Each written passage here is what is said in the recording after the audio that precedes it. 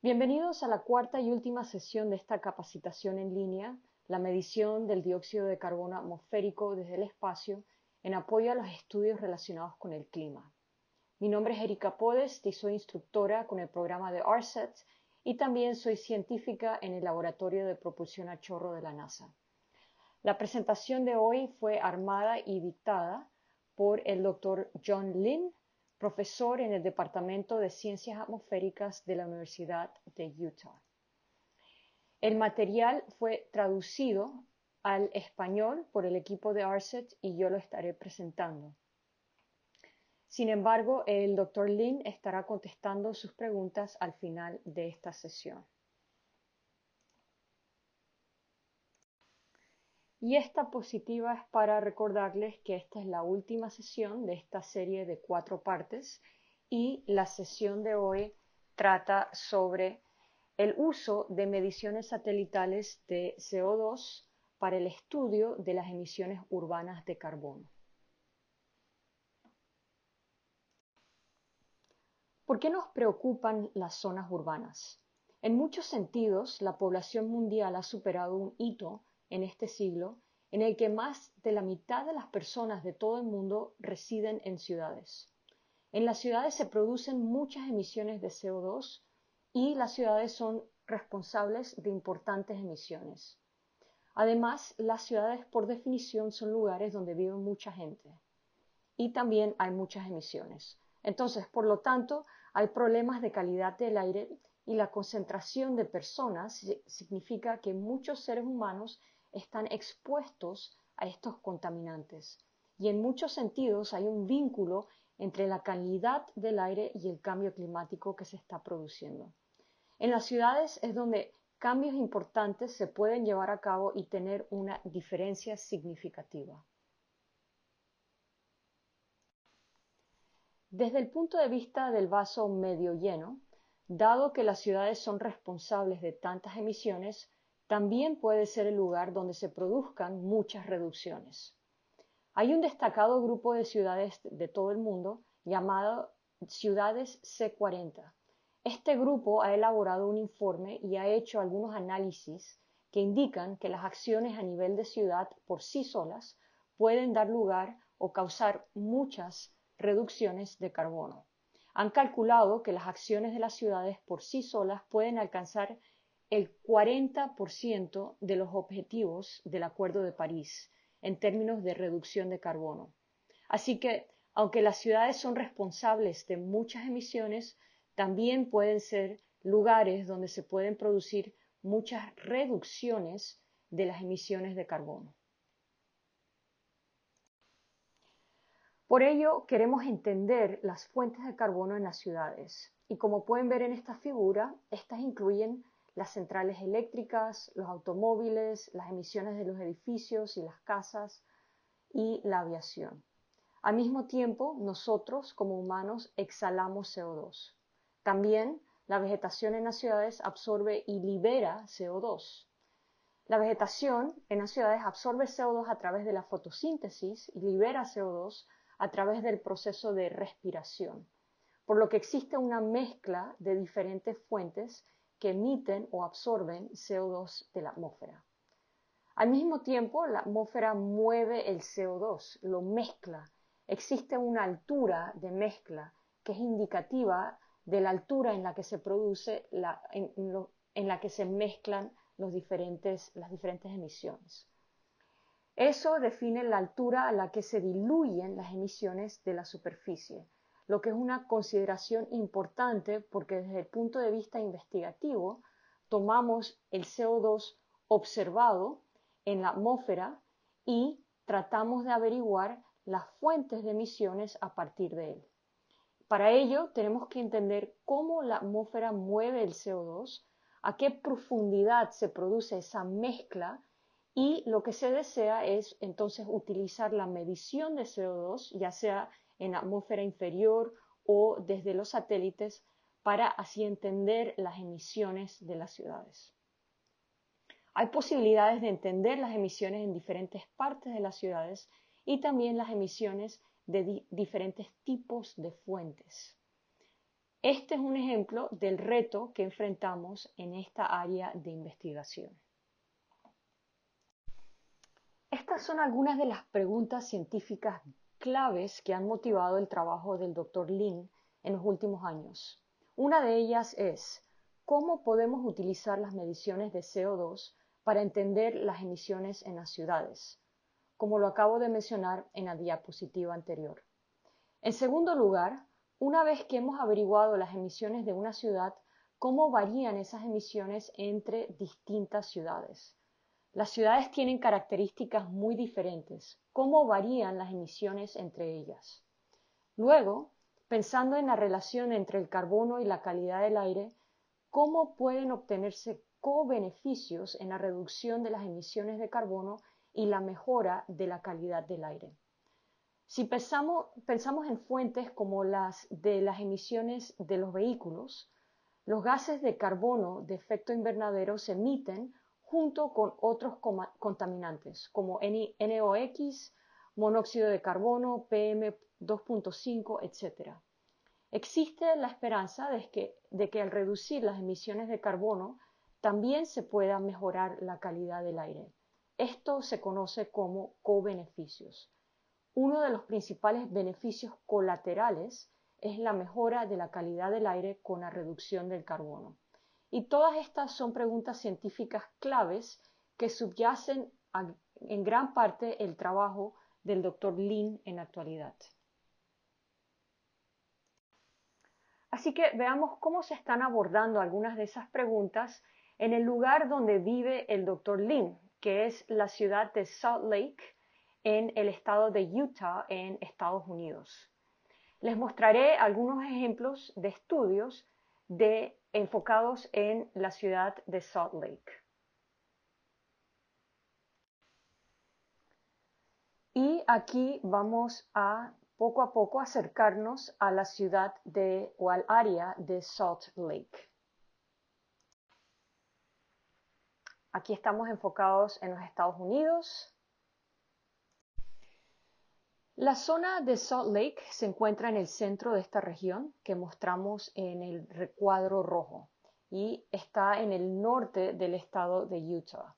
Esta región se conoce como el Frente Wasatch porque se encuentra a lo largo de las montañas Wasatch. La región, como pueden ver en estas imágenes de luces nocturnas, es relativamente densa o está densamente poblada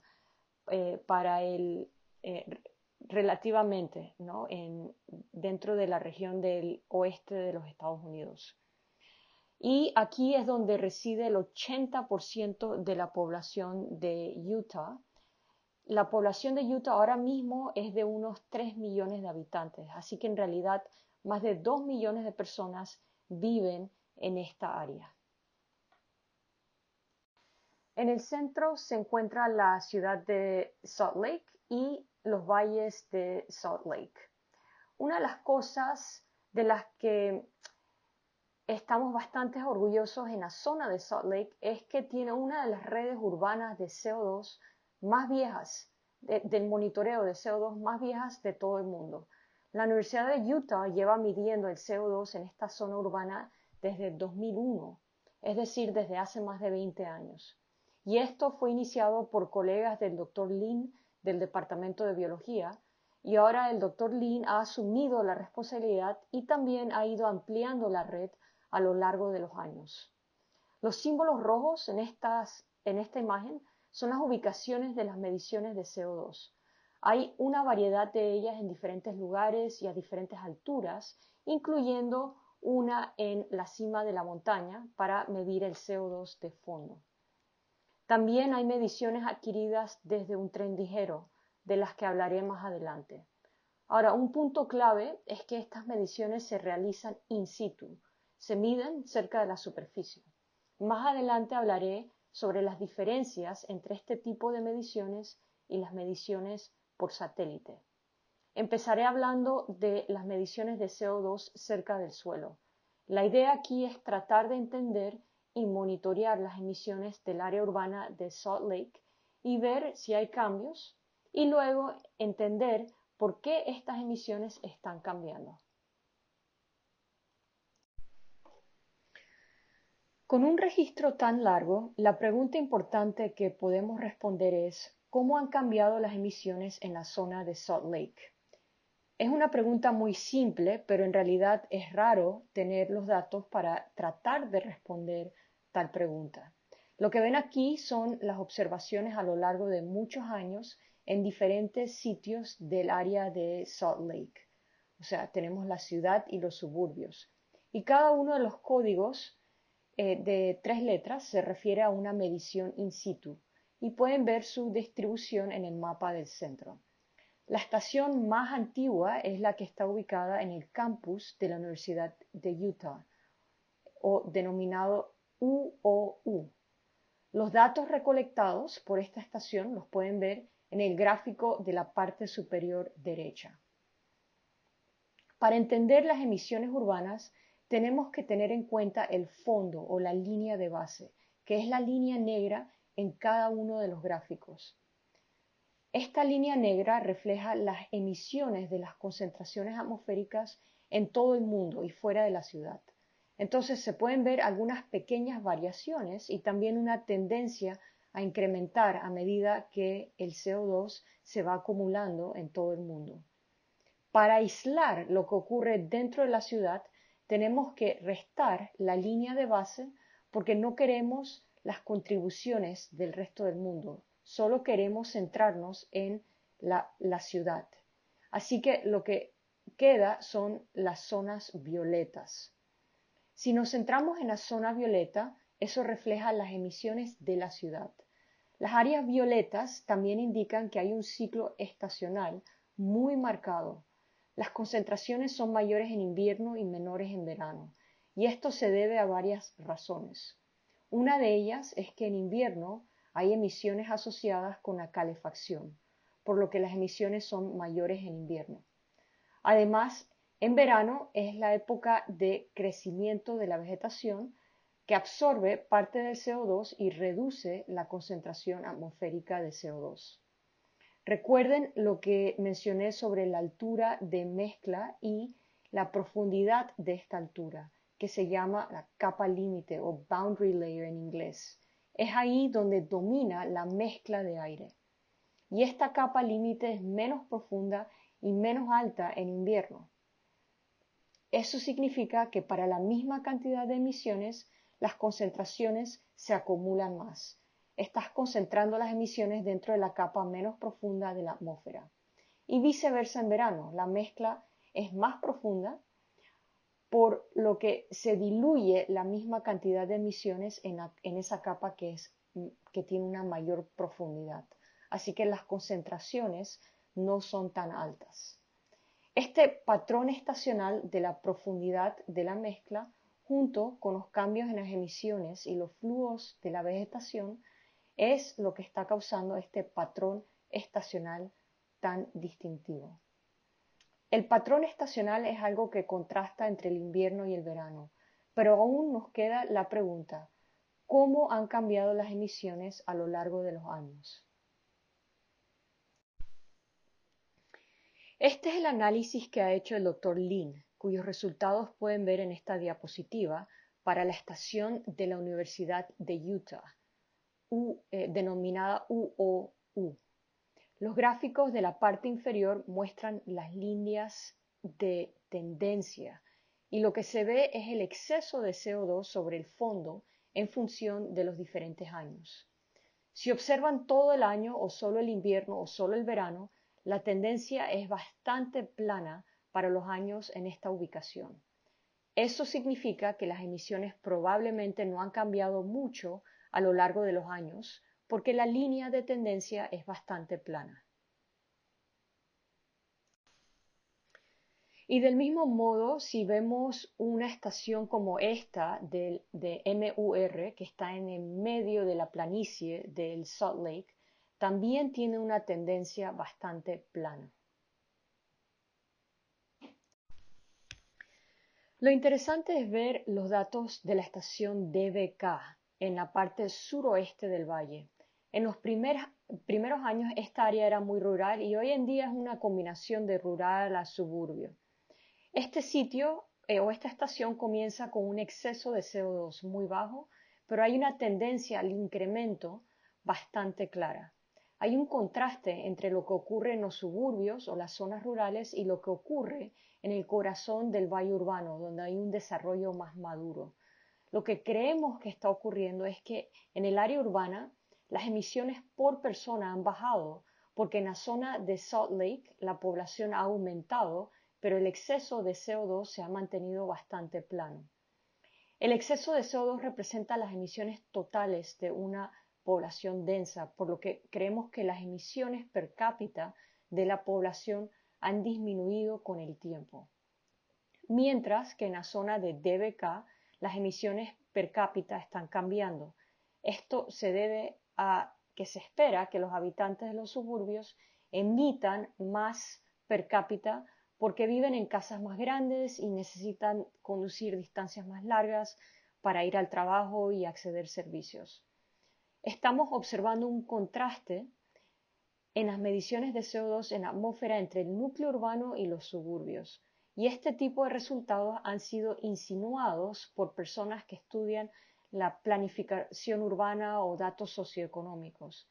Sin embargo, es una de las primeras veces que podemos observar esto realmente con datos de CO2 atmosférico. Así que estos datos han verificado lo que se venía ya sospechando desde hace tiempo. También podemos comparar estos resultados derivados de los datos atmosféricos con las estimaciones de las emisiones de carbono del gobierno de la ciudad de Salt Lake. Y se trata de resultados extraídos directamente de un informe mostrado en la parte inferior derecha del gobierno de la ciudad de Salt Lake. Y ellos lo que han hecho es crear una hoja de cálculo con la huella de carbono de toda la ciudad. Lo que ven aquí es el contraste, la diferencia entre la huella de carbono de 2019 y 2015. El total de emisiones de carbono para 2009 y 2015 es muy similar, como pueden ver. Las emisiones han bajado un poco, pero en 2015 en comparación a 2009, pero se han mantenido mayoritariamente planas, lo que concuerda con lo que se está observando en la atmósfera. No podemos comparar directamente estos resultados, sería casi como comparar manzanas y naranjas. Sin embargo, los resultados generales coinciden con lo que se está viendo en la atmósfera, que es que en la ciudad de Salt Lake las emisiones no han cambiado mucho a lo largo de los años. Esto forma parte de un objetivo a largo plazo del gobierno de la ciudad de Salt Lake para reducir las emisiones de gases de efecto invernadero en un 80% para el año 2040. Se trata de un objetivo que la alcaldesa previa tenía trazado mientras ocupaba su cargo, así que ella lo comenzó, pero sigue siendo reafirmado por el actual alcalde. Ahora, este tipo de objetivos de reducción de carbono urbano son bastante comunes hoy en día por parte de muchos gobiernos municipales para tratar de reducir las emisiones de carbono. Lo que espera hacer el Dr. Lin con su equipo de trabajo es seguir trabajando con el gobierno municipal y tratar de monitorear estos cambios a través de mediciones atmosféricas durante varios años. Y esa es una de las realmente ventajas de las mediciones y cálculos atmosféricos. Ahora hablemos sobre la calidad del aire. Previamente hablé sobre la relación entre el carbono, el cambio climático y la calidad del aire. Ese es el caso de Utah, especialmente en la zona de Salt Lake. Aquí les muestro un artículo del periódico The New York Times titulado Visto como el paraíso de los amantes de la naturaleza, Utah lucha contra la calidad del aire. En muchos sentidos, ese titular es muy llamativo, porque si alguna vez han visitado el estado de Utah, reconocerán que es en muchos sentidos un paraíso para los amantes de la naturaleza. Hay hermosas montañas, fantásticos lugares para esquiar y hacer senderismo, pero también hay episodios de calidad del aire. Esta imagen muestra lo que llamamos el evento de inversión de invierno. Lo que ocurre es que en invierno suele haber aire cálido sobre aire frío, lo que constituye una configuración estable de la atmósfera. Ese aire estable no se mezcla muy fácilmente y eso hace que la contaminación se acumule en la parte inferior de la atmósfera. Aquí se puede ver la neblina que se acumula en la parte inferior de la atmósfera.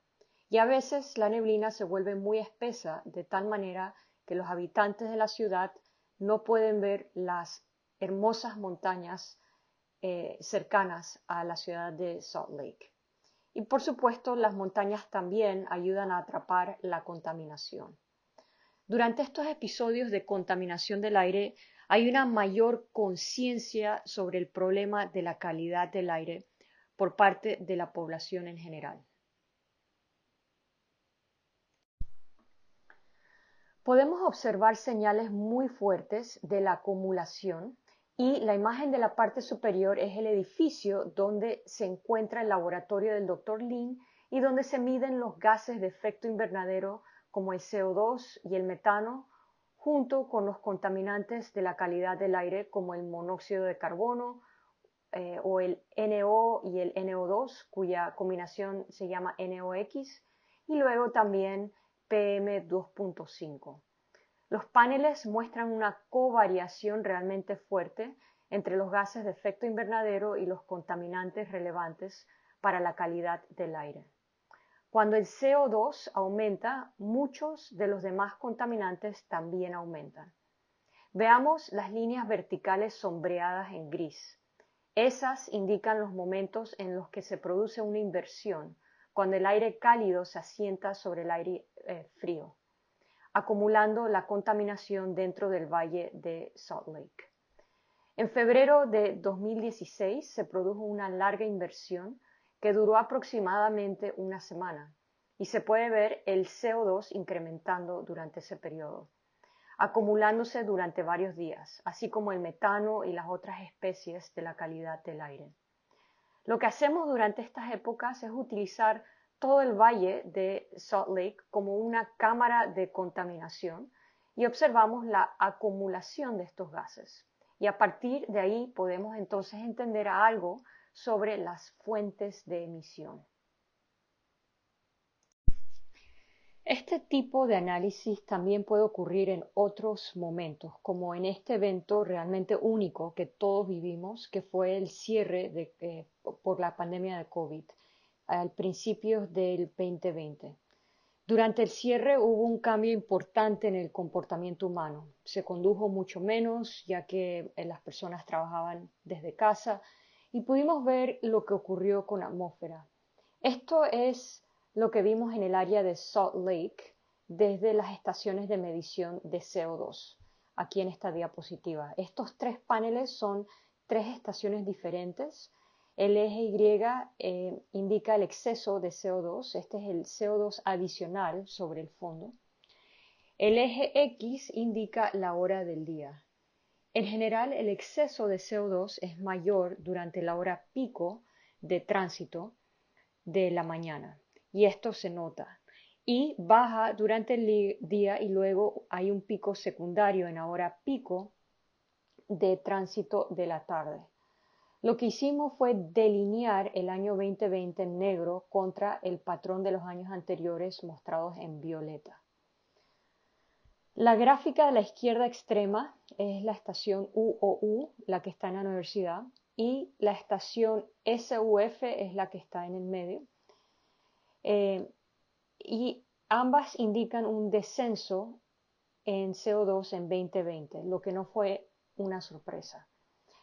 La estación denominada DBK, que es la que está en el suroeste del valle, en un área suburbana rural, cuya gráfica vemos en el extremo derecho, indica que el año 2020 fue más alto que el anterior.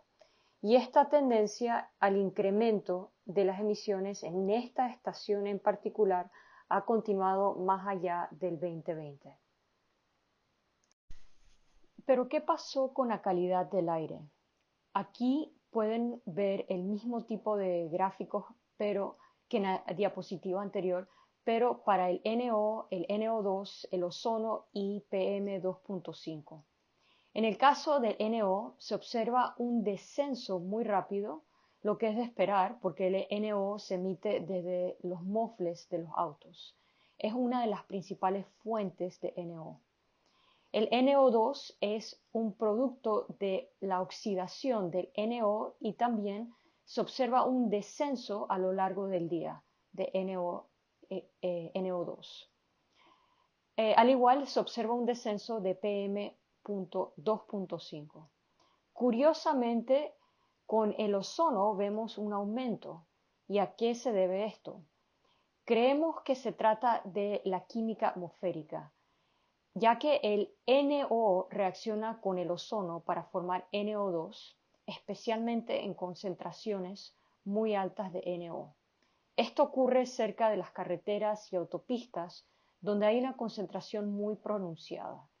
Cuando se reduce el NO, hay menos conversión de ozono en NO2. Esto se llama titulación de NOx del ozono, lo cual se reduce cuando se reduce la cantidad de NO y NO2. Cuando se reduce la cantidad de emisiones de NO, la titulación del ozono se debilita, por lo que se produce un aumento del ozono. Y este tipo de patrón también se ha observado en otras ciudades del mundo. Entonces, hay otro tipo de mediciones de la superficie que nos entusiasma muchísimo. Y se trata de mediciones de la calidad del aire y de los gases de efecto invernadero a nivel de la superficie utilizando un tren ligero. Y lo que hacemos es instrumentar una caja que tiene instrumentos que funcionan de forma autónoma y la ponemos en un tren ligero y el tren pues lleva estos instrumentos a todas partes mientras se desplaza.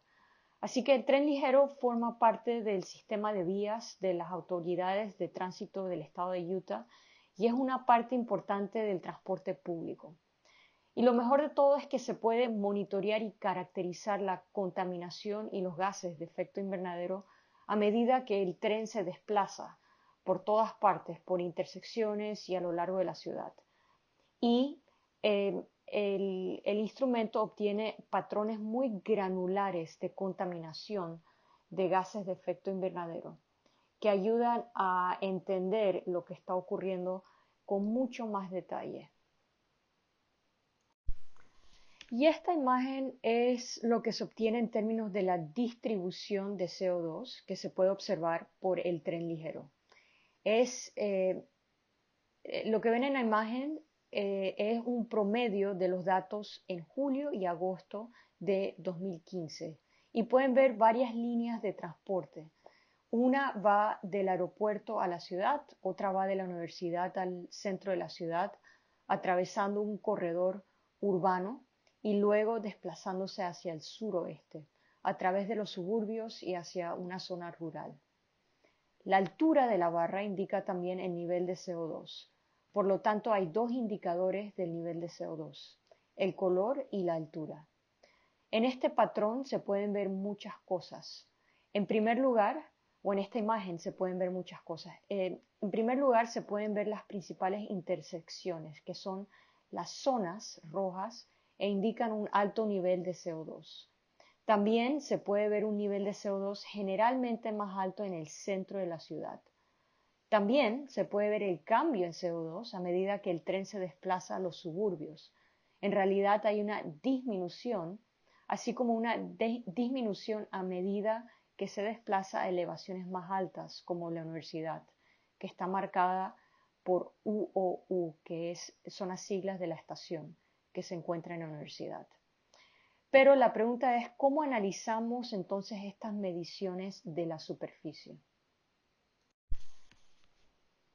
Entonces, lo que voy a hacer ahora es hablar sobre la información que se encuentra en las mediciones de CO2 atmosférico y cómo interpretar esta información. Cuando se mide el CO2, ya sea in situ o con satélites, esta medición contiene información sobre la zona o el área que está contra el viento. La atmósfera transporta las señales de las emisiones al lugar de medición y además hay contribuciones que vienen de afuera del dominio y esas son las condiciones de contorno, en inglés boundary conditions, que las mostramos en el punto 1. Pueden pensar en la atmósfera como un sistema de transferencia de información. Comunica información sobre las emisiones y dependiendo de lo que se mida, se puede obtener información sobre una variedad de cosas. Si miden, por ejemplo, el CO2 y el metano, pueden entender las emisiones y los flujos de carbono. Si les interesa la vegetación, pueden obtener información sobre el estrés del ecosistema. Si miden la contaminación, pueden entender las emisiones contaminantes.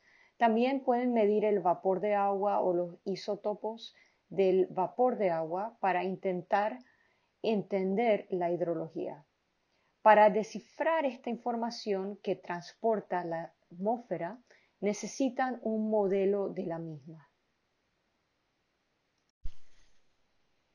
Así que hay que volver atrás y atribuir la información que obtenemos a la zona del área que se encuentra viento arriba, indicado con la flecha naranja. Hay que decodificar esta información a través de un modelo de la atmósfera. Si pensamos en la atmósfera como un canal de comunicación, en realidad es imperfecto porque no transporta la información perfectamente. Hay una mezcla que podría destruir la información.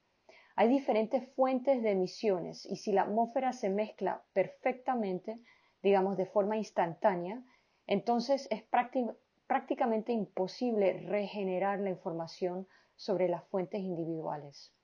Ese es un ejemplo clave de la pérdida de información debido a la mezcla. Afortunadamente, la atmósfera no se mezcla perfectamente de forma instantánea, por lo que podemos entonces recuperar algo de información sobre las fuentes individuales, pero no es un canal de comunicación perfecto. Hay cierta pérdida de información y tenemos que utilizar una atmósfera que está más o menos modelada en la computadora. Estos modelos atmosféricos no son una representación perfecta tampoco de la atmósfera. Tienen cierta pérdida de información o errores y también incertidumbres. Sin embargo, a menudo tenemos que utilizar un modelo de este tipo para atribuir la información que obtenemos a las fuentes de emisión que se encuentran viento arriba. Este es un ejemplo de un modelo utilizado frecuentemente y se trata del modelo de transporte lagrangiano invertido en tiempo estocástico, o en inglés STILT por sus siglas. El video demuestra cómo funciona STILT. En el panel de la izquierda verán un montón de círculos pequeños. Estos representan las piezas individuales de aire que se modelan en nuestra representación de la atmósfera. Se emiten desde el círculo negro, que es el lugar de medición, también denominado receptor. A partir de ahí, este conjunto de pequeños trozos de aire o pelotas de ping-pong van hacia atrás en el tiempo. Se dispersan y se mueven de forma tridimensional. También verán el contraste entre las bolas rojas y las bolas azules. Las bolas rojas se quedan cerca de la superficie. Son las bolas que se ven afectadas por las emisiones de la superficie. Las bolas azules están más arriba en la atmósfera y no se ven afectadas por las emisiones de la superficie. Así que pueden ver una diferencia aquí porque estas parcelas de aire son simuladas en 3 dimensiones. ¿Qué ocurre en la derecha? El panel de la derecha está dibujando un mapa con las bolas rojas, que son las que están cerca de la superficie, que están siendo afectadas por las emisiones de la superficie. La nube de colores en la derecha es la región marcada por las bolas rojas y es la región de la fuente potencial. Es la zona de emisión potencial que puede afectar a nuestro lugar de medición. Esto cambia con el tiempo, con el espacio, porque los movimientos atmosféricos cambian para cada lugar en el tiempo. Así que estas simulaciones son de muy alta resolución, se realizan en cada medición, tiempo y ubicación. Es información muy valiosa porque nos permite atribuir lo que medimos a una región geográfica concreta y nos indica la sensibilidad de nuestra medición a una fuente potencial o una potencial fuente. Veamos un ejemplo de lo que se obtiene si se toma la línea de tren ligero y se ejecuta este modelo durante un largo periodo de tiempo.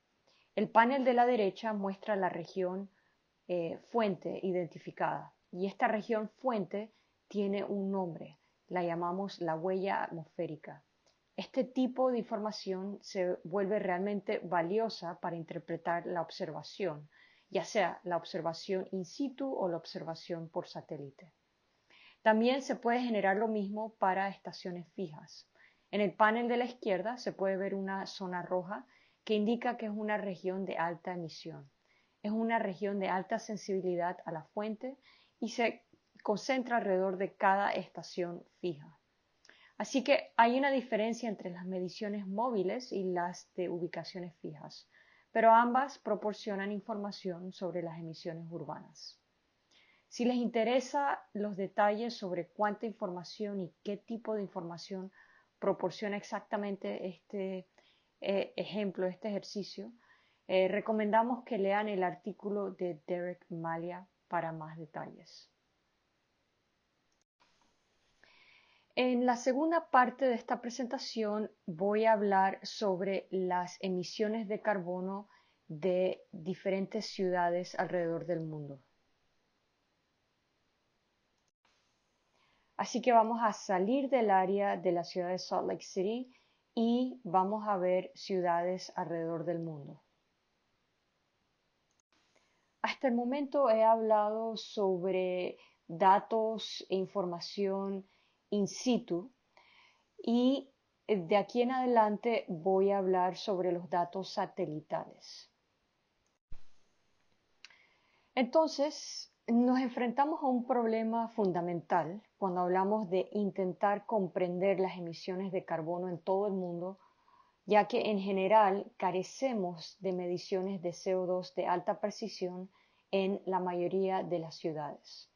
Las mediciones en la zona de Salt Lake son maravillosas, pero es raro tener ese nivel de mediciones de CO2. Aquí es donde los satélites vienen al rescate, con OCO2 y más adelante con OCO3. OCO2 fue lanzado el 1 de julio de 2014 y mide la luz solar reflejada. Y a partir de la absorción del oxígeno y el CO2, se puede determinar la cantidad de CO2 promediada en la columna de la atmósfera.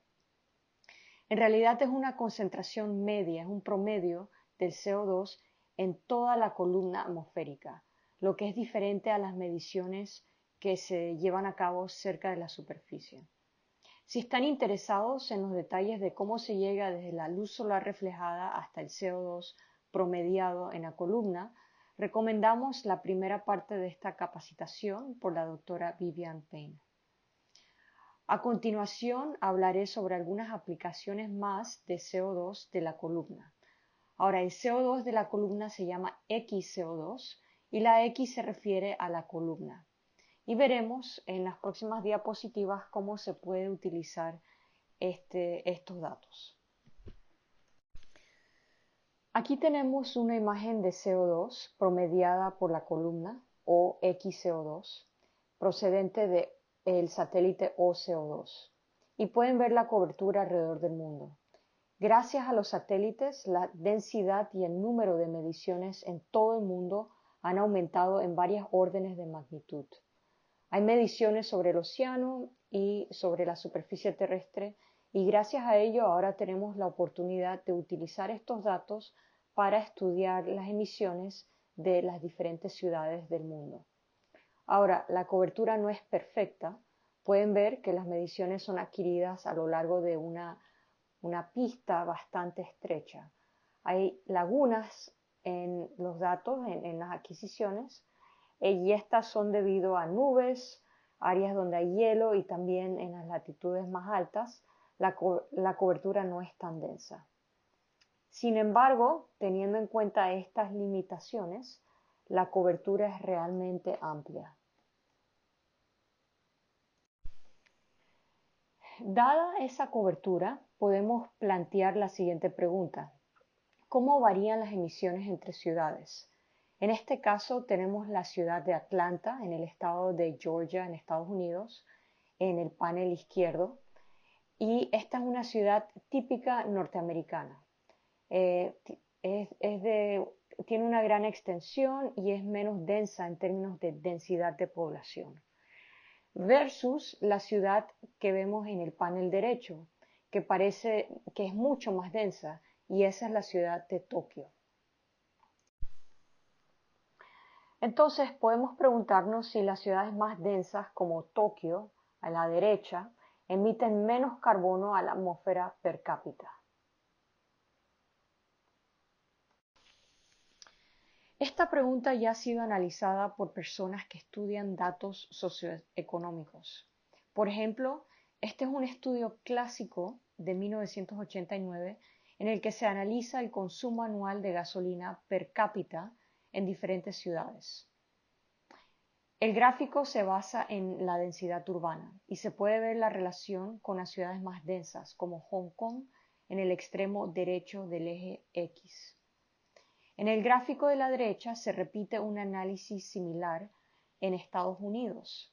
Los puntos de color representan las emisiones del transporte por persona, trazadas de nuevo contra la densidad de población, por lo que el patrón se repite. Así que la pregunta es, ¿podemos ver esto en la atmósfera?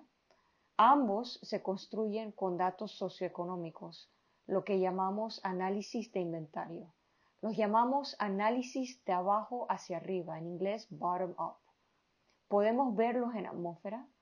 Los estudios atmosféricos se llaman de arriba hacia abajo, se refieren como estudios de arriba hacia abajo, en inglés top down.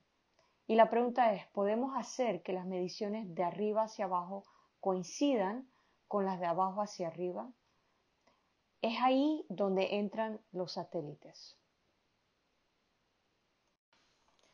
Para analizar los datos satelitales necesitamos de nuevo un modelo de la atmósfera. Y este trabajo, como el que les mostraré más adelante, es de quien fue estudiante de doctorado del Dr. Lin. Ella se llama Dian Wu y actualmente está haciendo un postdoctorado en Caltech. Y lo que ella pudo hacer fue tomar el modelo STILT que les mostré en animación con las bolitas retrocediendo en el tiempo y lo adaptó para el análisis de datos satelitales. Recuerden que el satélite mide el promedio del dióxido de carbono en la columna atmosférica y esto se llama XCO2. Así que el modelo original se llama STILT, pero la adaptación del mismo para analizar los datos de la columna atmosférica por medio de satélites, entonces se llama XSTILT. Aquí hay otra animación que ilustra cómo funciona XSTILT. Es un paisaje desértico porque nos centramos en Riyadh, que es la capital de Arabia Saudita. Y aquí tenemos una medición del satélite midiendo una columna y lo que verán entonces es la distribución de la columna de las pelotas de ping-pong que representan un trocito de aire que va hacia atrás en el tiempo. Esta es la animación. Empezamos viendo la columna y muy pronto esa columna empieza a inclinarse debido a los diferentes vientos en diferentes altitudes. En esta animación también pueden ver las bolitas que cambian de color a medida que pasan por encima de la ciudad. Esto representa las emisiones de la ciudad que causan cambios en las concentraciones dentro de estas pequeñas piezas de aire. Por eso cambian de color a medida que se mueven sobre Riyadh. Pueden ver especialmente en esta animación el aspecto tridimensional. También está la dimensión temporal, ya que las bolitas van hacia atrás en el tiempo. Utilizando un modelo como este, podemos trazar la huella de la medición hecha por satélite y atribuir la señal que vemos a diferentes partes del paisaje urbano. Una herramienta como esta es realmente importante. El Dr. Lin y su equipo analizaron unas 20 ciudades en todo el mundo para este análisis. Eligieron ciudades que tuvieran suficiente cobertura de OCO2, entre 6 y 9 pistas por ciudad. También tuvieron cuidado en elegir ciudades que estuvieran en entornos relativamente secos. También minimizaron el análisis y se enfocaron en la época de invierno o en la temporada de no crecimiento de la vegetación. Esto se debe a que deseaban centrarse en el componente relacionado a las emisiones humanas y minimizar la contribución de la vegetación. Por eso eligieron las ciudades secas y la época de invierno para minimizar la posible interferencia de la señal de la vegetación. Ahora les daré una idea de cómo analizamos estos datos. A la izquierda pueden ver una línea de adquisición de OCO2 que pasa por encima de la ciudad de Las Vegas, en los Estados Unidos. Si se fijan en los colores, hay colores rojizos sobre Las Vegas, indicando un aumento en XCO2. Otra forma de visualizarlo es en la figura de la derecha, que muestra la variación en XCO2 de acuerdo a la latitud. Si observan los datos del satélite, hay un abultamiento en el gráfico de la derecha. Presumiblemente este aumento se debe a las emisiones de Las Vegas. Esa protuberancia es de aproximadamente 2 partes por millón. Esa es la señal que se obtiene en una ciudad de un tamaño decente. Ahora, si recuerdan los valores de las mediciones in situ de la ciudad de Salt Lake, la señal en realidad era algo así como de 20 partes por millón, lo cual es bastante típico, a veces incluso mayor. Una de las realidades a las que hay que enfrentarse, o sea, tomar en cuenta cuando se utilizan mediciones satelitales es que la señal urbana es mucho más débil que si se mide cerca de la superficie. Y esto se debe a que la señal urbana de las emisiones se diluye en toda la columna atmosférica. Así que recuerden que el satélite está haciendo una medición, es un promedio del dióxido de carbono en la columna atmosférica.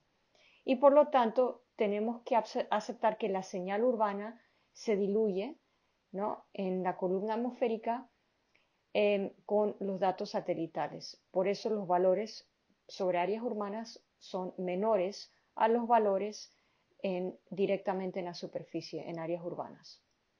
Pero esto no es una gran cosa, ya que seguimos teniendo una señal con los datos satelitales. Lo que tenemos que hacer también al hacer este tipo de análisis con datos satelitales es definir el fondo. El fondo es la concentración que no se ve afectada por las emisiones de la ciudad. Y este valor de fondo, valor de CO2 de fondo, se obtiene por medio de observaciones fuera del perímetro urbano. Y este valor de fondo lo mostramos con la línea verde discontinua, la cual es la media de las concentraciones fuera del perímetro urbano. Así que esta línea verde discontinua la pueden ver en la gráfica que está en la mano derecha. También tomamos en cuenta el posible error por la cantidad de dispersión.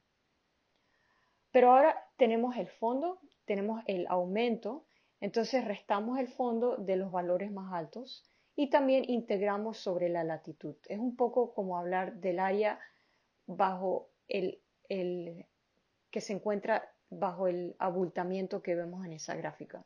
Y esa entonces es la señal urbana con la que trabajamos, los valores de las áreas urbanas con la cual trabajamos.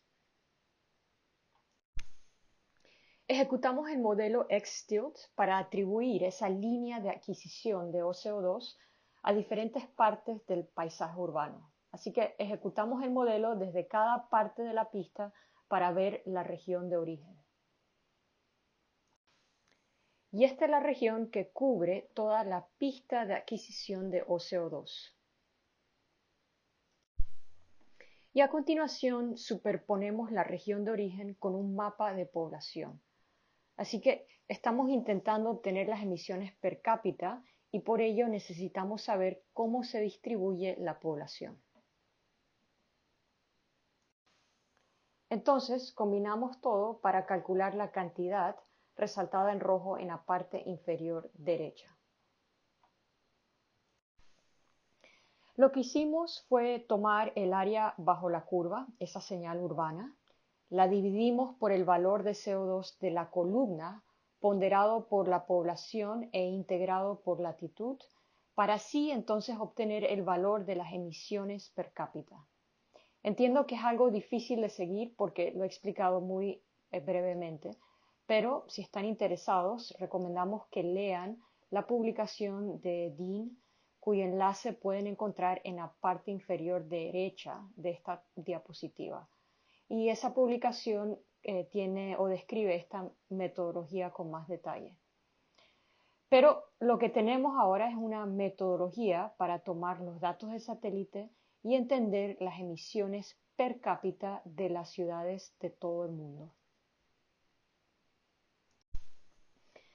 Hicimos este cálculo para 20 ciudades y terminamos con una relación como esta. Se trata de las emisiones per cápita en el eje Y versus la densidad de la población en el eje X. Debo mencionar que esto se ha trazado en una escala logarítmica. Pueden ver que en esta relación las ciudades con mayor densidad de población como Seúl o Dhaka están asociadas con menores emisiones per cápita. Así pues, lo que hemos hecho con este análisis es verificar, quizás por primera vez, la relación entre las emisiones per cápita y la densidad de población. Esta relación es lo que llamamos sublineal. Lo que esto significa es que a medida que la población crece en una zona determinada, las emisiones no crecen tan rápidamente. Es otra forma de decir que las emisiones per cápita disminuyen a medida que aumenta la densidad de población. Así que esto es muy interesante y similar a lo que mencioné anteriormente sobre lo que encontramos en la ciudad de Salt Lake. No es sorprendente probablemente para aquellas personas que estudian los datos socioeconómicos, pero nuevamente se ha comprobado por primera vez utilizando datos de CO2 atmosférico, en este caso mediante satélites. Pero hay limitaciones. En primer lugar, el número de ciudades fue limitado. Solo habían 20 ciudades y además se escogieron ciudades que tienen un clima un poco más árido. Además, las emisiones de cada ciudad se calcularon como un promedio, así que no hubo un cálculo de una variación temporal. No se intentó ver cómo varían las emisiones de un año a otro, lo que hubiera sido muy interesante. Por razones de tamaño de la muestra, de los muestreos de CO2, no se pudo hacerlo. Hubo que agregar los datos de varios años para poder hacer este análisis. Así que estas son dos limitaciones de este trabajo, pero la buena noticia es que el Dr. Lin y otros están trabajando o tratando de abordar estas limitaciones. ¿Y cómo están abordando estas limitaciones? En primer lugar, están estudiando ciudades que no necesariamente tienen estos climas áridos. Y para ello necesitan conocer los flujos de carbono asociados con la vegetación que rodea estas ciudades o que está dentro de las ciudades. ¿Y cómo lo están haciendo? Hay una fuente de datos muy interesantes que han estado utilizando que también procede de satélites y se llama la fluorescencia inducida por el sol, o SIF en inglés por sus siglas, Solar Induced Fluorescence. SIF básicamente mide los fotones que provienen de las plantas, de las hojas, eh, al activarse el proceso de fotosíntesis.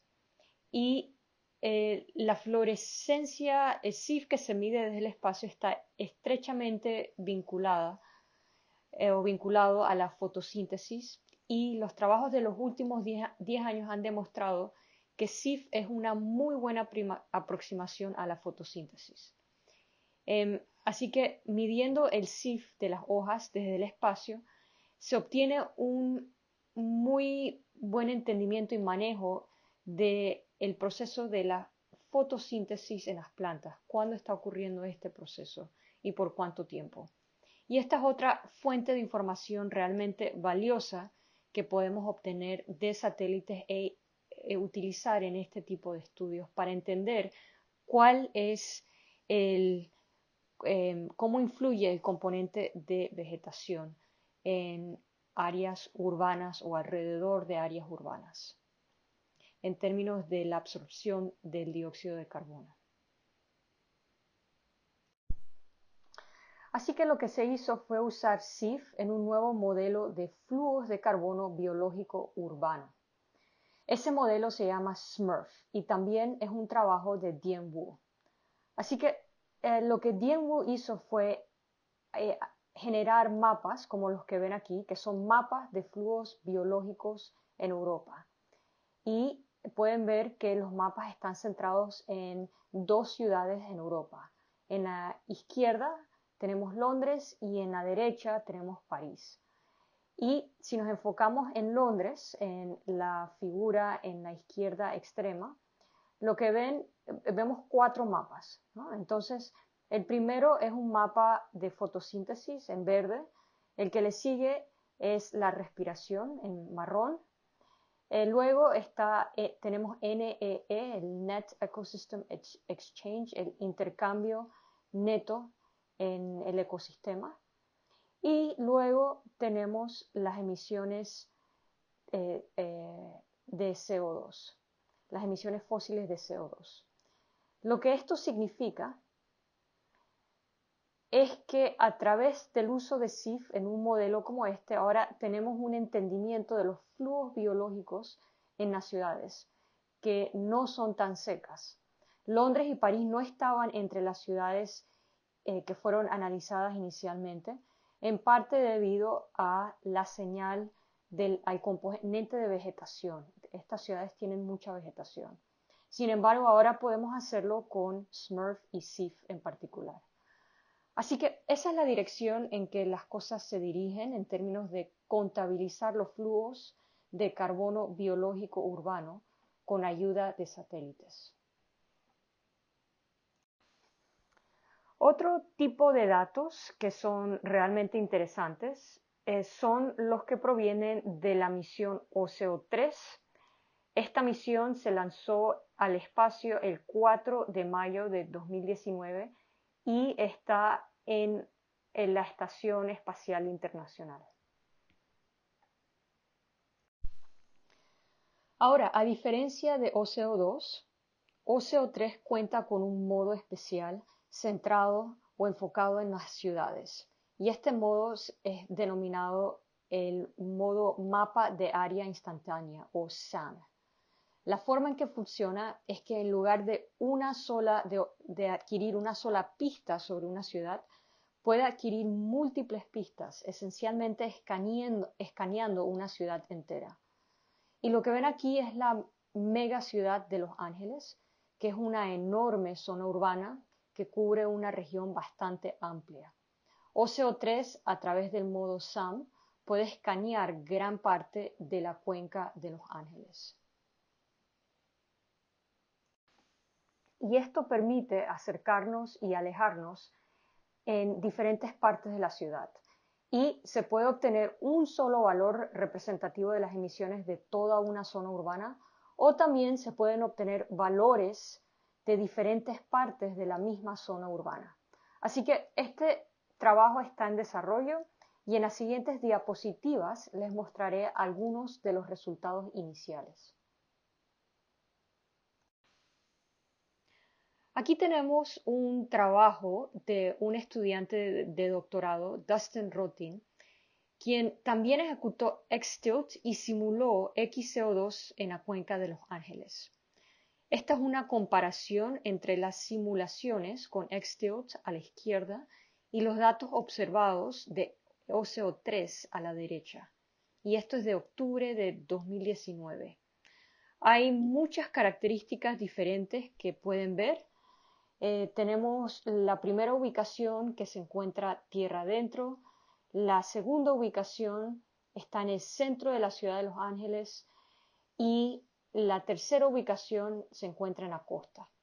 Hay una gran cantidad de gradientes que pueden ver aquí, tanto en la simulación como en la observación.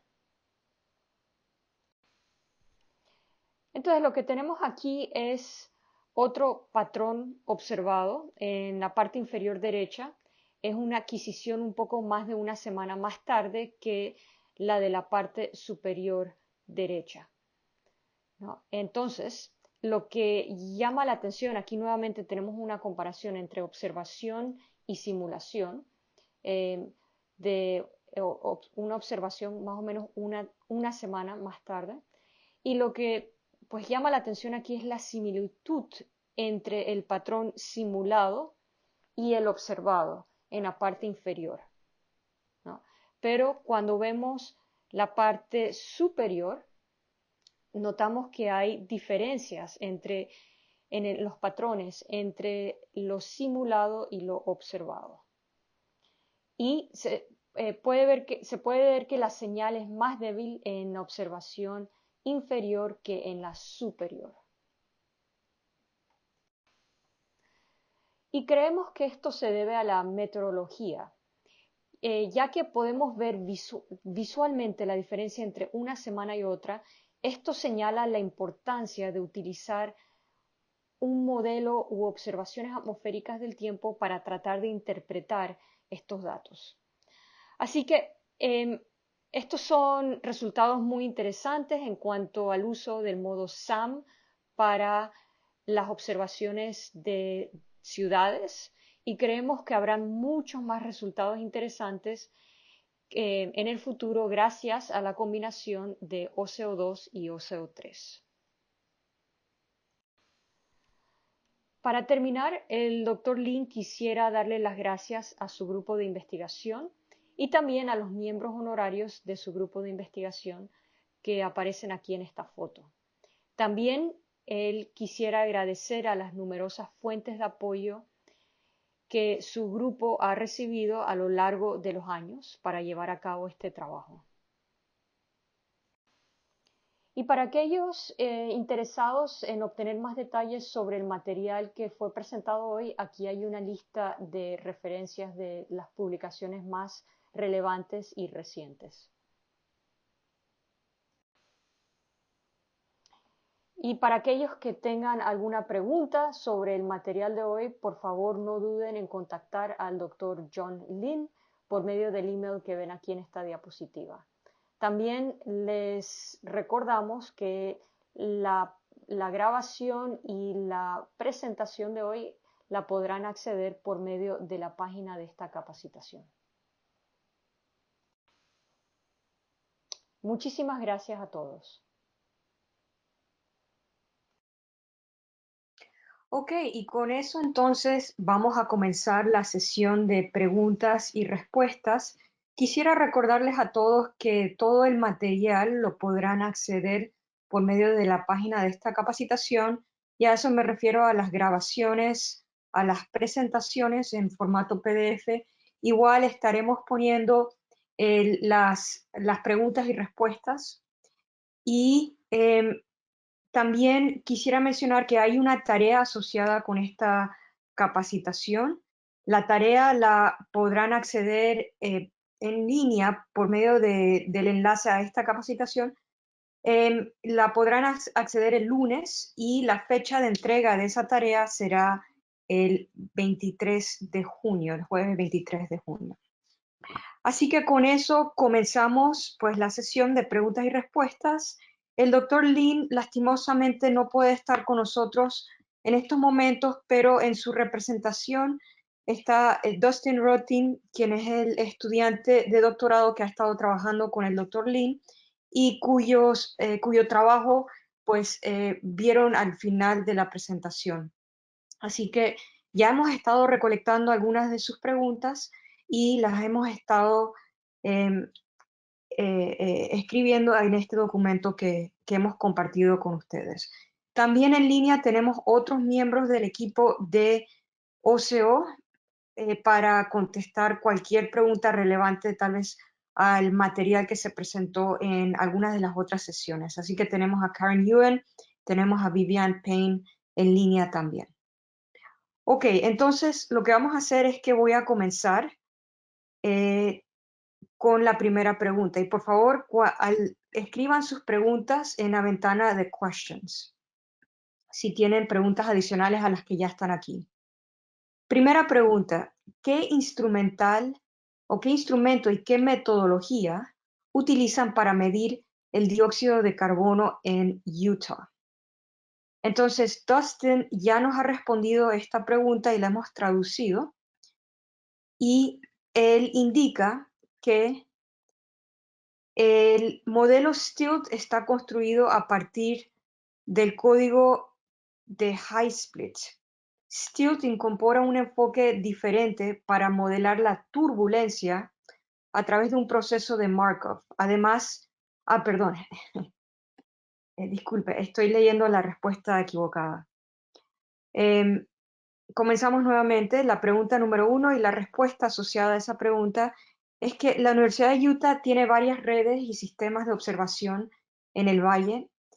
Hay una red que registra el dióxido de carbono en diferentes puntos en tiempo real usando lo que él le llama LGRs. Esta red se llama la Red Urbana de Dióxido de Carbono de Utah.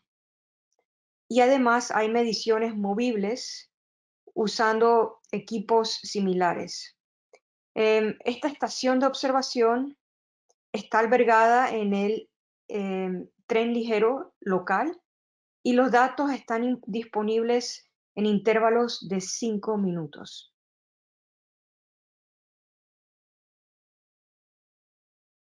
Okay, thank you, Dustin, for that answer. Another component of that, and I think that's part of the question, is the repeatability of the measurements that are not necessarily on the light train. So how often are the station measurements being made? Oh, yeah, these, can you hear me okay? Let me ask that Yes. first. Okay. Yes, thank you. So the stations that are not moving on a train also obtain data every 5 minutes. So those are near real time as well. Okay, thank you. Mhm. Entonces nos indica Dustin que las estaciones, al igual que el instrumento en el tren ligero, ambas de estas mediciones son hechas cada 5 minutos. Ok, ahora sí, ahora nos avanzamos a la pregunta número 2. STILT y HighSplit son dos modelos lagrangianos. ¿Qué ventajas presenta STILT sobre HighSplit? Y nos indica Dustin que el modelo STILT está construido utilizando el código o a partir del código de HighSplit. Y STILT incorpora un enfoque un poco diferente para modelar la turbulencia y lo hace a través de un proceso de Markov.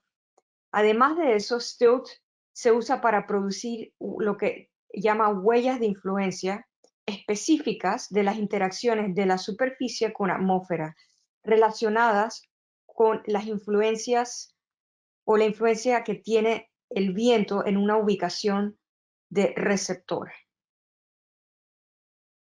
Así que STILT solo considera partículas o el aire debajo de la capa de mezcla al generar esas huellas.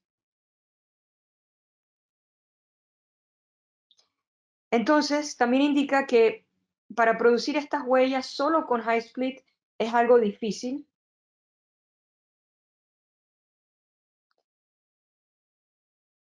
Y también que para alguien que utiliza ambos modelos hay diferencias notables en los aspectos técnicos y ha incluido un enlace que yo creo donde pueden obtener más detalles sobre estas diferencias. Pregunta 3. ¿Me podrían explicar por qué las ciudades más densas parecen emitir menos CO2 a la atmósfera?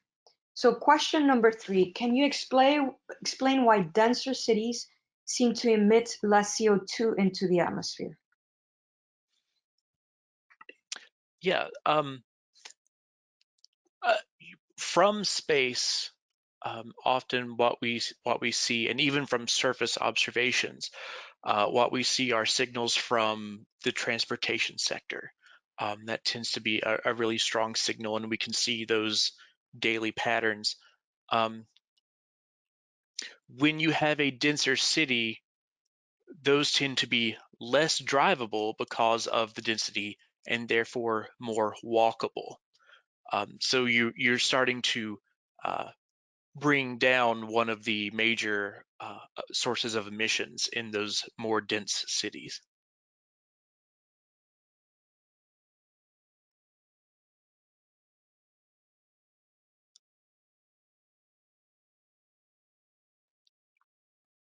Okay, thank you, Dustin.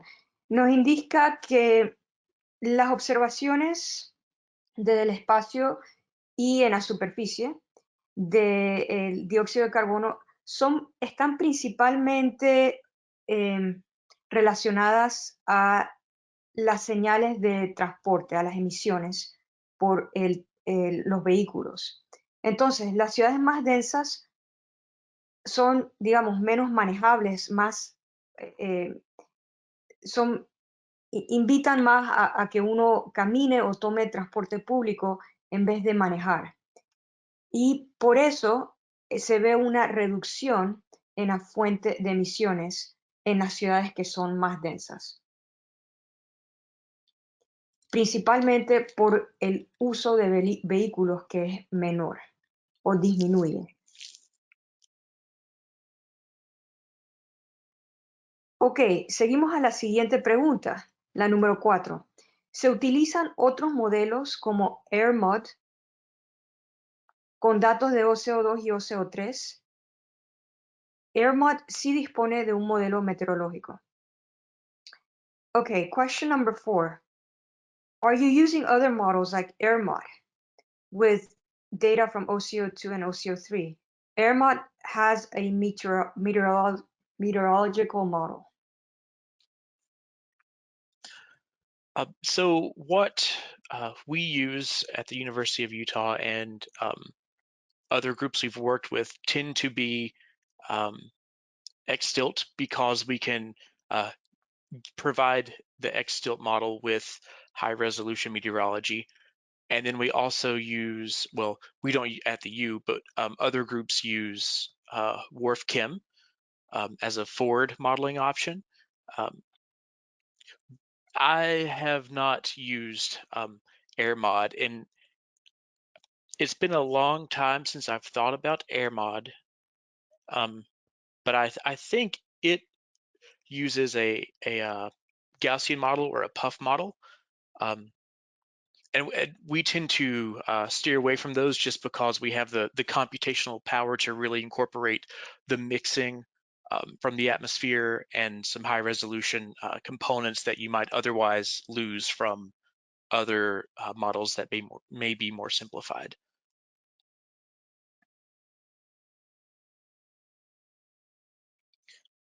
So I am not aware of any literature that's actually using AirMod for column-based CO2 studies. Okay, thank you very much. Dustin nos indica que él no tiene conocimiento de el uso de AirMod para este tipo de estudios. Nos indica que en la Universidad de Utah y otros grupos tienden a utilizar X-Stilt porque es un modelo que proporciona, le pueden proporcionar al modelo datos de alta resolución y de meteorología, datos meteorológicos. Otros grupos usan otros modelos y mencionó el modelo como otra opción, pero no es el modelo AirMod.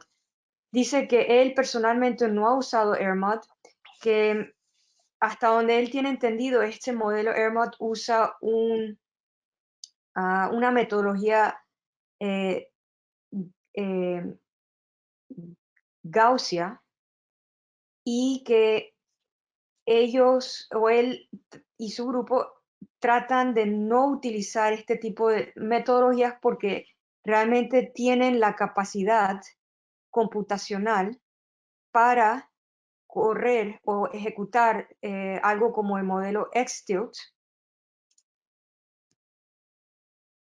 que realmente toma más detalles de alta resolución en cuenta y estos detalles pueden ser perdidos cuando se utiliza otros modelos como AirMod, que son más estadísticos.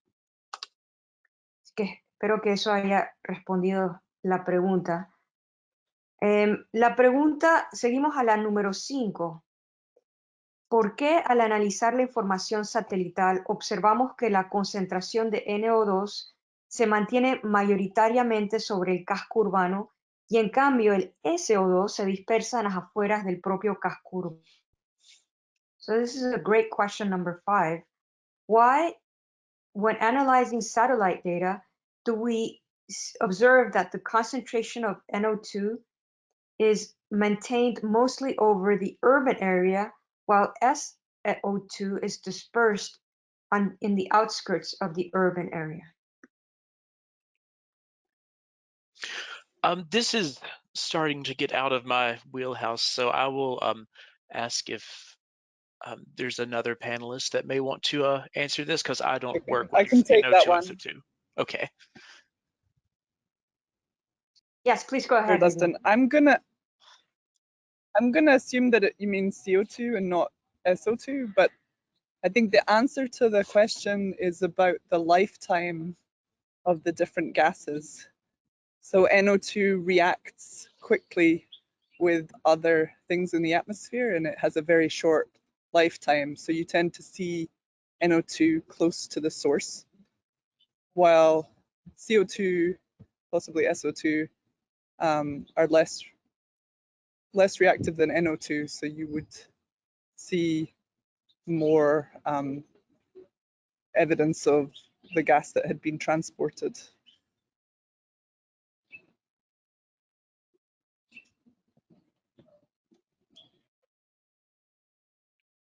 Okay, thank you very much. Nos comenta Vivian Payne que ella asume que la pregunta no se refiere a SO2, sino se refiere a CO2. Entonces indica que NO2 reacciona rápidamente con otros componentes en la atmósfera y tiene una vida relativamente corta, mientras que el CO2 es menos reactivo que el NO2 y se ve mayor evidencia de que el gas ha sido transportado.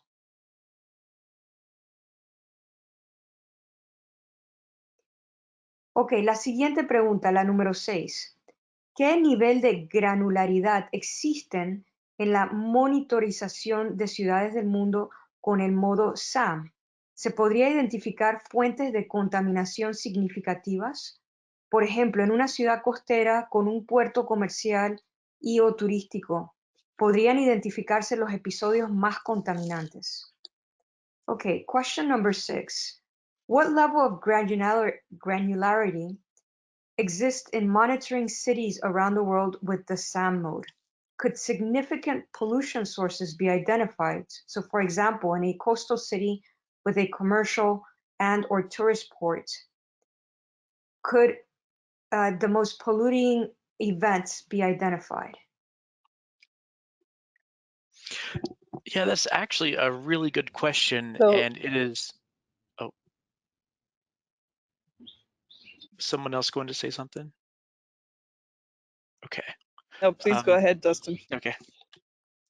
That is a really good question, and it's still a bit of a work in progress.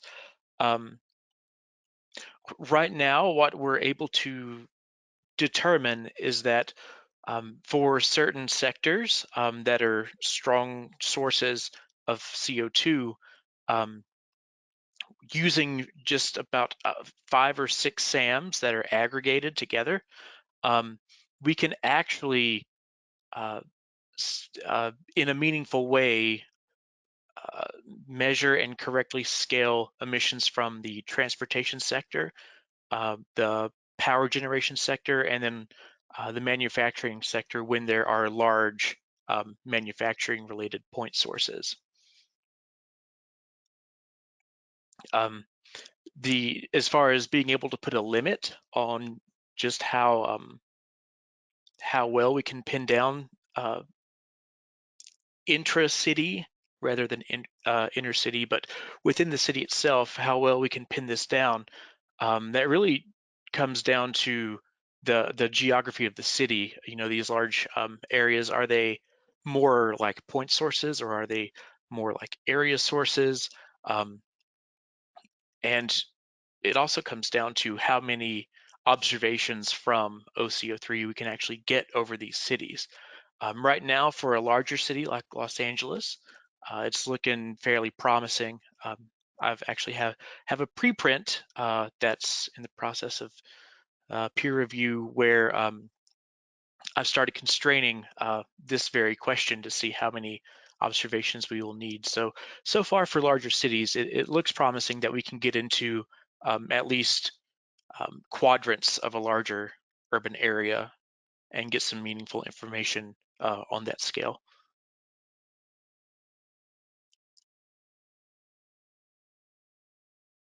Thank you, Dustin. Vivian, do you have anything to add?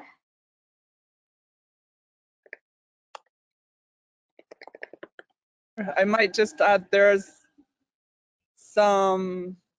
probably some answer in there about OCO3 mission operations and the opportunities for the frequency of SAMs over a given location. I'm going to think some more about that. I'll add some more to the Google Doc after I talk with the team. Sounds good, thank you. Ok, Dustin pues comenta que esta es una muy buena pregunta, que este es trabajo que se está llevando a cabo en estos momentos.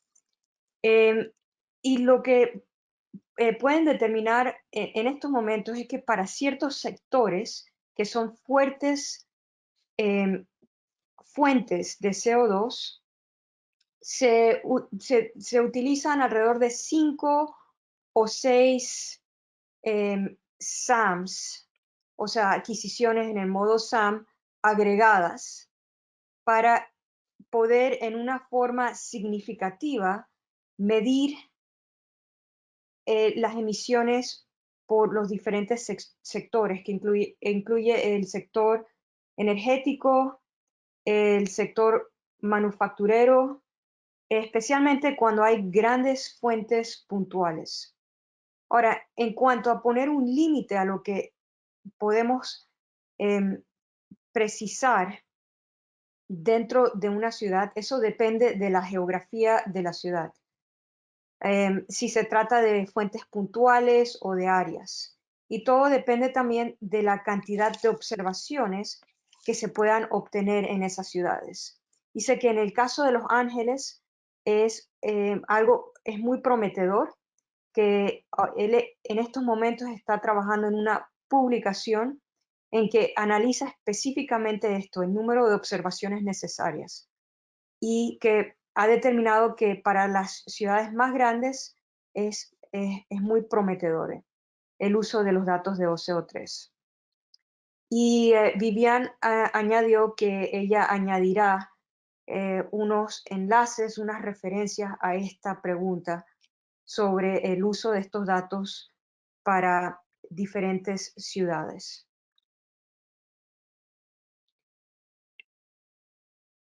Okay, so we move on to question number 7. Pregunta número 7. ¿Qué referencia de algún sensor remoto económico para el monitoreo de CO2 recomiendan? So, what reference, or do you have any reference for an inexpensive remote sensing CO2 monitoring sensor?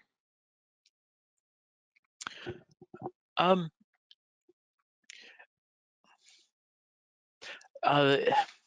it tends to be the case that the less expensive you tend to move, the more uncertainty you get in your instrumentation. We have a group also at the University of Utah that are currently employing the Purple Air sensors across the Salt Lake Valley. And what they're finding is they have to have many of these sensors all collecting data at once to statistically constrain their uncertainty in a way that is useful. These particular Purple Air sensors are inexpensive and they're easy to maintain. However, they do come with some pretty large uncertainties. So the way that this group has been addressing that is to have lots of them collecting data at the same time. So the LGRs that our group uses are more expensive. They are about, I think last time I looked, one station was about $20,000. That also requires periodic maintenance. However, they are research grade and you have much less uncertainty and they are more robust than Purple Air sensors. However, due to the costs, you will most likely have less of them that you can deploy into the field. And then on the higher end, you can get very good column measurements from something like an EM27, but that instrument itself, just one of those, will cost $200,000. So as far as recommending sensors, I would say for something inexpensive, the Purple Air sensors would work. However, it will be harder to constrain the signals that you're actually seeing due to their higher uncertainties.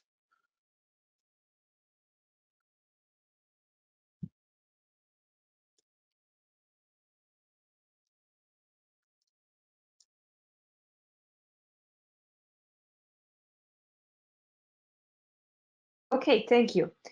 Entonces, la respuesta es que suele ser el caso que los sensores más baratos tienden a tener mayor grado de incertidumbres. Que el grupo en la Universidad de Utah ha estado utilizando los sensores de una red que se llama Purple Air y han estado distribuyendo estos sensores en el valle de Salt Lake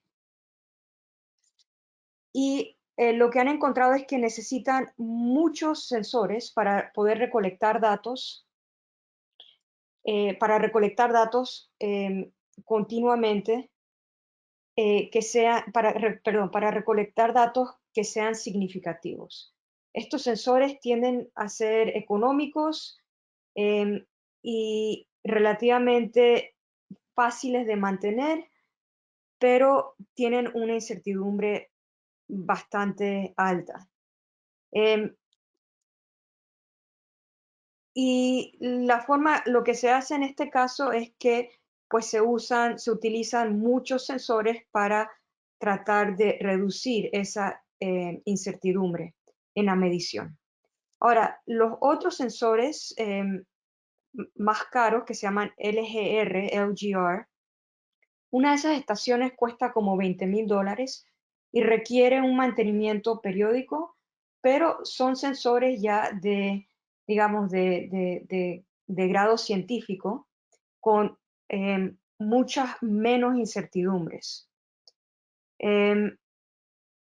Pero ya que cuestan un poco más, no es factible tener muchos de estos sensores distribuidos. Así que ese es el problema, ¿no? Pero ahora también hay sensores que cuestan aún más, digamos, sensores que hacen mediciones de la columna. Estos son los que le llaman los EM27 y esos cuestan alrededor de $200,000. Así que obviamente hay diferentes categorías de sensores dependiendo de la precisión que desean obtener de ellos. Y que los sensores de Purple Air son los más baratos, pero que tienen una mayor incertidumbre. Ok, seguimos a la siguiente pregunta. A la pregunta número 8.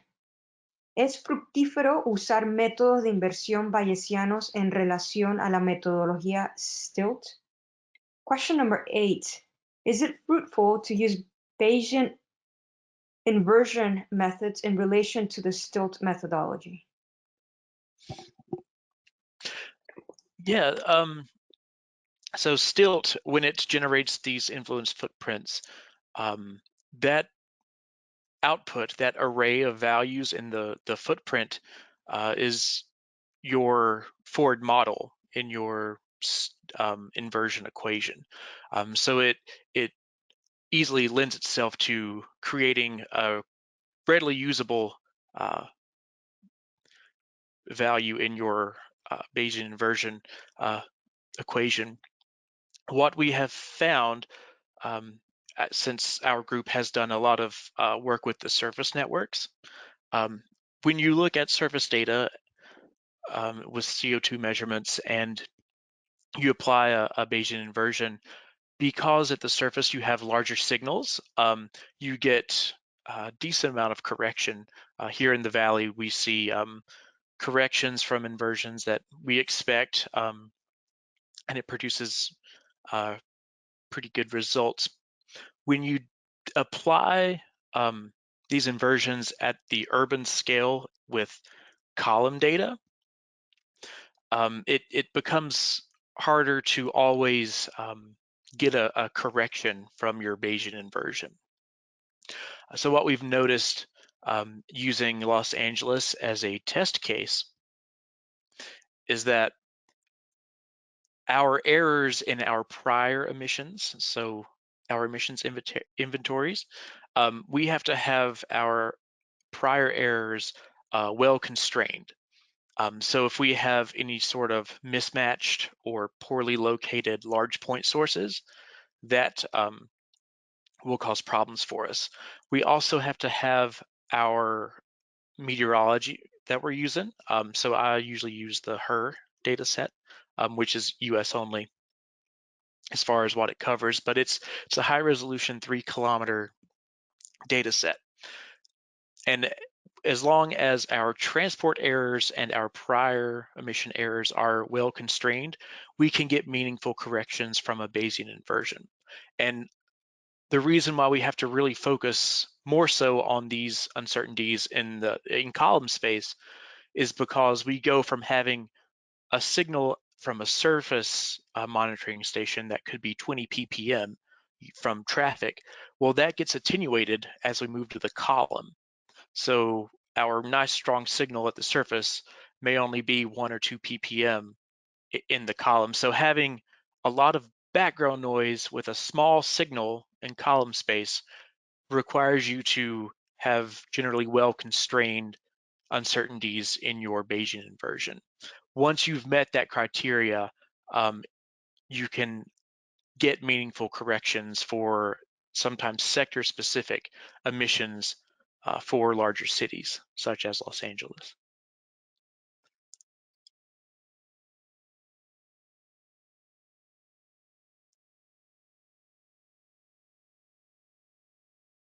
Great. Entonces,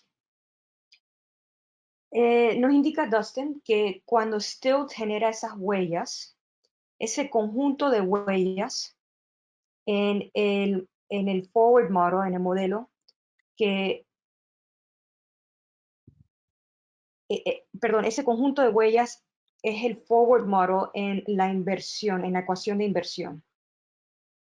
y lo pueden usar en la ecuación de modelo bayesiana. Ahora, cuando están observando datos de la superficie de CO2, se aplica una inversión bayesiana, pero se necesitan correcciones. Y al aplicar las inversiones en una escala urbana o en un área urbana, con los datos de columna se vuelve complejo. Se necesitan correcciones en la inversión bayesiana, ya que hay que entender exactamente de dónde proceden las emisiones. Y si uno no tiene muy bien ubicadas de dónde proceden esas emisiones, pueden haber errores, ¿no? Así que se necesitan datos no solo precisos, no solo de las emisiones, pero también de la meteorología. Él indica que él usa datos meteorológicos de 3 kilómetros. Así que estos son datos críticos, la fuente y la meteorología para informar el modelo, ya que una señal de la superficie puede ser atenuada en la columna. Así que digamos que hay mucho ruido de fondo con una pequeña señal en esa columna, ¿no? Digamos que hay mucho tráfico, pues hay unas emisiones muy altas, pero esa emisión se diluye con todo el resto, así que es muy débil en la columna. Y por ello se necesita entonces muy buena información sobre la fuente de la emisión, exactamente de dónde procede. Ok, la siguiente pregunta. La número 9. Hemos visto que el factor de humedad es importante en el monitoreo de CO2. ¿Qué nos puede decir al respecto a la altura sobre el nivel del mar de las ciudades? Question number 9. We've seen that humidity is an important factor in monitoring CO2. What can you tell us about the height above sea level of cities?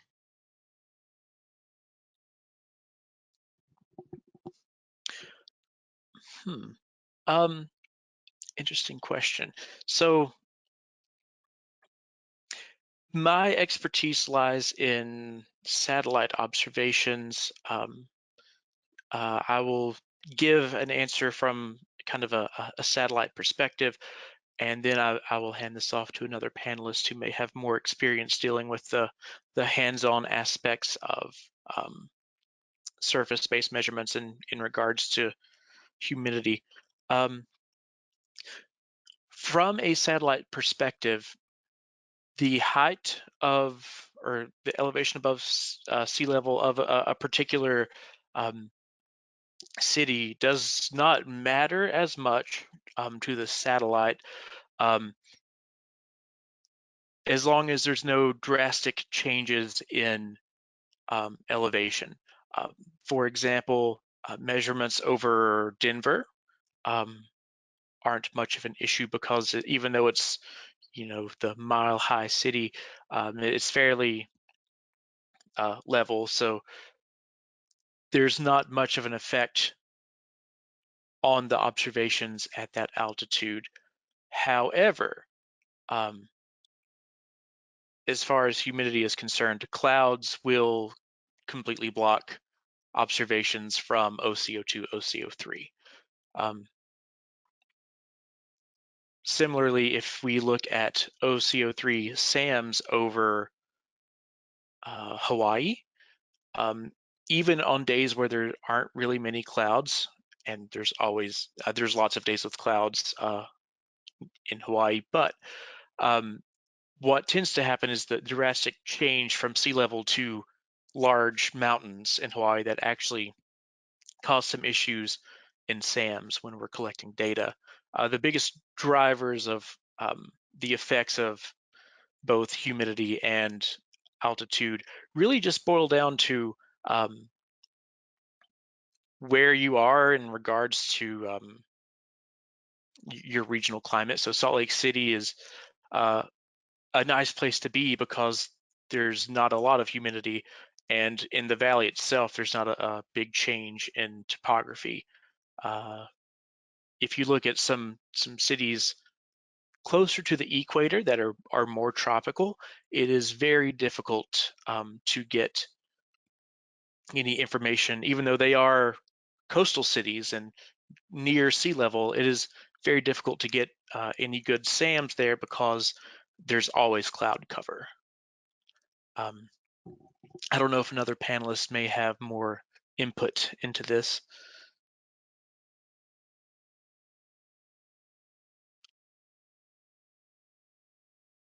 I think that was a great answer, Dustin. I don't have anything to add. Great, thank you. Entonces, nos indica Dustin que pues él está contestando esta pregunta desde la perspectiva de su expertise, que es con los datos satelitales. Así que desde la perspectiva del satélite, la elevación sobre el nivel del mar de una ciudad no importa tanto para la medición del satélite. Siempre y cuando no haya un cambio drástico en elevación. Por ejemplo, las mediciones sobre la ciudad de Denver. Denver es una ciudad en los Estados Unidos, en el estado de Colorado, y es una ciudad que está, tiene una elevación de 1 milla. Le llaman el Mile High City, la ciudad de 1 milla en altitud.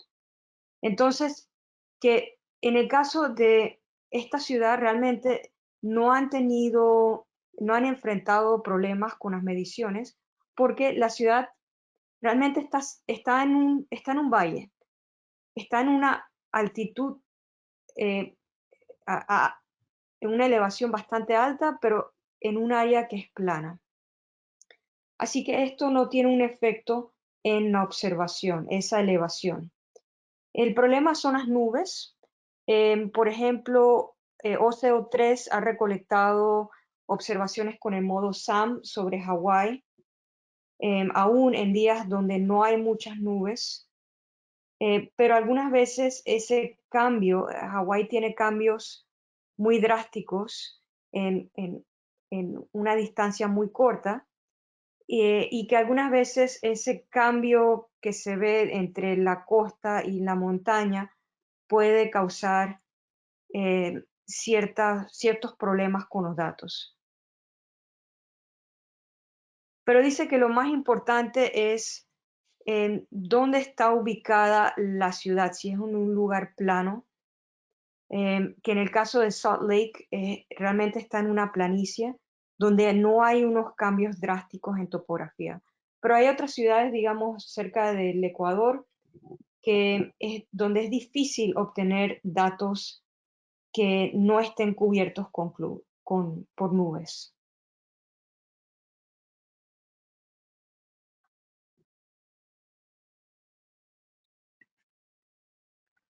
Ok, entonces esa es la última pregunta. Voy a ver aquí, revisar. Sí, esa es la última pregunta. Así que con eso, pues terminamos esta capacitación. Yo creo que ha sido excelente. Para resumir, ha sido algo introductorio. Vivian Payne en la primera sesión habló sobre las mediciones, cómo se hacen las mediciones, sesgos en los datos, cómo se interpretan los datos, los diferentes modos de adquisición. Karen Yuen en la sesión número 2 hizo una demostración utilizando Jupyter Notebook sobre cómo acceder y visualizar tanto los datos de OCO2 como de OCO3. Después la sesión número 3 de Abhishek Chatterjee, él habló sobre el uso de OCO2 y OCO3 para estudios globales y regionales. Y la sesión de hoy estuvo enfocada en los mismos datos, pero para estudios ya mucho más localizados, para estudios urbanos, ciudades grandes. Así que yo creo que las preguntas que han hecho han ayudado a informar, digamos, tal vez una futura capacitación. Nos han ayudado a entender, digamos, cuáles son las las áreas de interés, de mayor interés y las necesidades de la comunidad. Próximamente estaremos enviando un sondeo y les pedimos que por favor, si lo pueden completar, ya que ese sondeo nos facilita información importante sobre futuros entrenamientos relacionados a XCO2. Así que con eso quisiera agradecer a todos los presentadores de esta excelente capacitación, algunos de los cuales tenemos en línea, así que le daré la palabra a Vivian Payne para unas palabras de cierre. Vivian, would you like to say any closing words?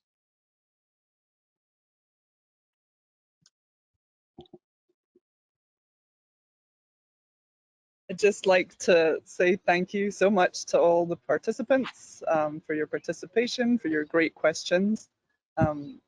We really value your feedback, so we'll look forward to hearing what you have to say about the course. And then, of course, I also want to thank the RSET team who have done such a great job of putting this together, and other panelists, particularly Dustin today. Good job, Dustin. And of course you, Erica, for doing such a great job in the translation. Thank you for making this this version of the training possible. Thank you all. It's been a pleasure. Thank you, Vivian. Karen, would you like to say any parting words? I just want to thank everybody involved and for the participants, and I look forward to any suggestions and thoughts from the survey. Thank you again for attending, and thank you to everyone in RSET and the OCO2 and OCO3 team. Thank you very much, Karen. And Dustin too, thank you for stepping in. Vivian y Karen, pues muy agradecidos a todos los participantes, y las dos reiteran la importancia de la retroalimentación, sugerencias para futuras capacitaciones en las áreas de mayor interés para ustedes. Dustin, would you like to say any closing comments, any closing words? Oh, I would just like to echo what's already been said. I appreciate the opportunity, and I appreciate your patience putting up with a PhD student answering these questions, these really good questions. I was very happy I could tackle these. Thank you very much, Dustin, for stepping in for the excellent job. Dustin, muy agradecido a todos. Y bueno, antes de cerrar, quisiera agradecer al equipo de RSET, a Selwyn Hudson-Odoi, Jonathan O'Brien, Sarah Kuchal y a David Barbato, nuestro traductor. Y con eso a ustedes, los participantes, realmente por el interés y el entusiasmo con todas sus preguntas. Y ya saben que si tienen alguna pregunta en el futuro, no duden en enviarme a mí o a cualquiera de los presentadores un email. Acuérdense que va a haber una tarea asociada con esta capacitación y la estaremos poniendo en línea de aquí al lunes. La fecha de entrega será el 23 de junio. Con eso, pues cierro esta sesión, deseándoles a todos un excelente día y deseándoles que, esperando que hayan aprendido, adquirido nuevos conocimientos y que comiencen a explorar los datos de OCO2 y OCO3. Hasta luego a todos.